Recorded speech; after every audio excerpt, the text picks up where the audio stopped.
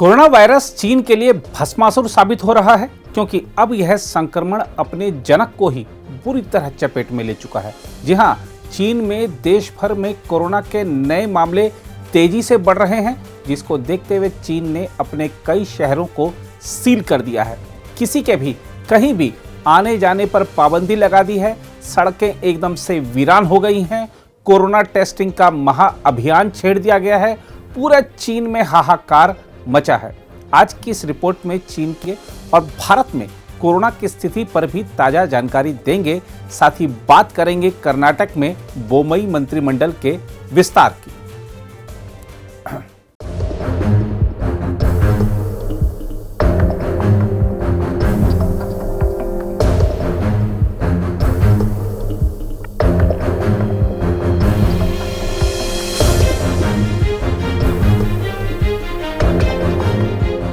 नमस्कार, news room में आप सभी का स्वागत है। चीन ने देश भर में दर्जनों मामले आने के बाद अपने झांगजियाजेई शहर को सील कर दिया है और शहर के स्थानीय नेताओं के खिलाफ दंडात्मक कार्रवाई शुरू कर दी है। साथ ही वुहान में कोरोना टेस्टिंग का बड़ा अभियान छेड़ दिया गया है। पिछले साल की शुरुआत में महामारी सामने आने के बाद चीन के लोग लगभग वायरस मुक्त जीवन व्यतीत कर रहे थे। हालांकि पूर्वी शहर नानजिंग स्थित अंतर्राष्ट्रीय हवाई अड्डे से दोबारा संक्रमण के फैलने से देश में हाई अलर्ट है। हवाई अड्डे से फैला संक्रमण चीन के 17 प्रांतों तक पहुंच चुका है। चीन में स्थानीय संक्रमण के नए मामले बुधवार को सामने आए। नए मामलों में से आधे मामले तटीय प्रांत जियांगशू में आए हैं, जिसकी राजधानी नानजिंग है।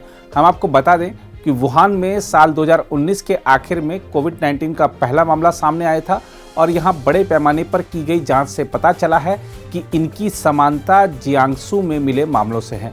संक्रमण के ये मामले वायरस के डेल्टा स्वरूप के हैं, जो बहुत संक्रामक है। वहीं झांगजियाजेई शहर भी संक्रमण के केंद्र के तौर पर उभर रहा है, जहां के प्राकृतिक दृश्यों ने अवतार फिल्म को प्रेरित किया था। इसके मद्देनजर प्रशासन ने शहर को सील करने का आदेश दिया है।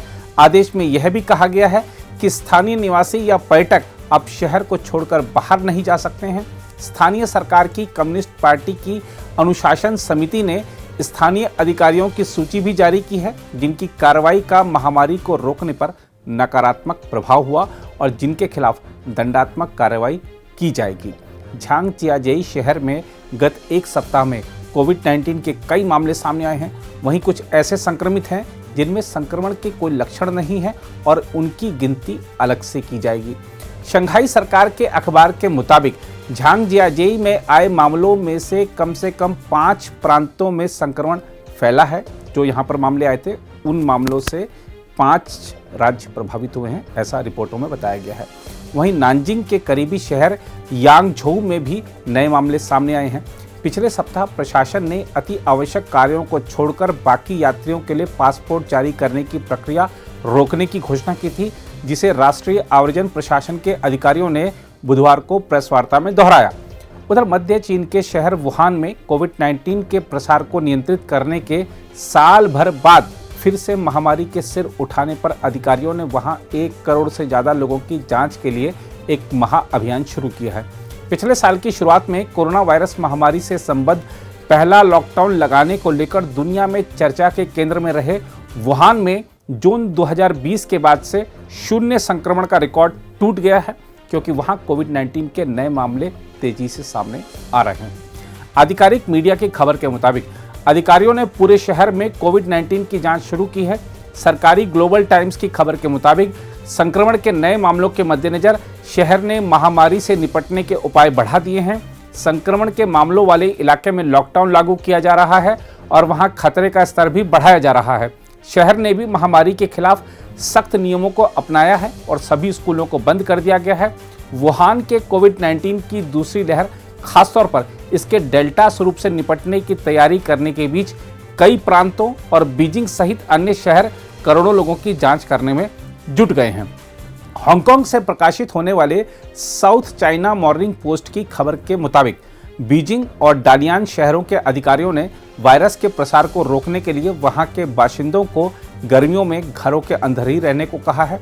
साथ ही जिस किसी शहर में कोविड-19 के मामले सामने आए हैं वहां के लोगों को बीजिंग में प्रवेश करने से रोक दिया गया है और उन स्थानों से परिवहन सेवाएं भी बंद कर दी गई हैं। राष्ट्रीय स्वास्थ्य आयोग ने अपनी प्रतिदिन की रिपोर्ट में कहा है कि नए मामले स्थानीय स्तर पर संक्रमण होने के हैं, जो बीजिंग, शंघाई और फुजियान के अलावा जियांगसू, हुनान, हुबेई, हेनान और यूनान प्रांतों से हैं। ये मामले विभिन्न देशों से यहां लौटे चीनी नागरिकों के मामलों के अतिरिक्त हैं। संक्रमण के नए मामलों ने खासतौर पर डेल्टा स्वरूप ने चीनी टीकों को लेकर भी चिंता पैदा कर दी है। चीन ने स्थानीय स्तर पर निर्मित टीकों की अब तक 1.60 अरब खुराक लोगों को दी है। अब बात जरा भारत की हो जाए, खासतौर पर पहले केरल की हो जाए, जहां सर्वाधिक कोरोना संक्रमण के मामले सामने आ रहे हैं।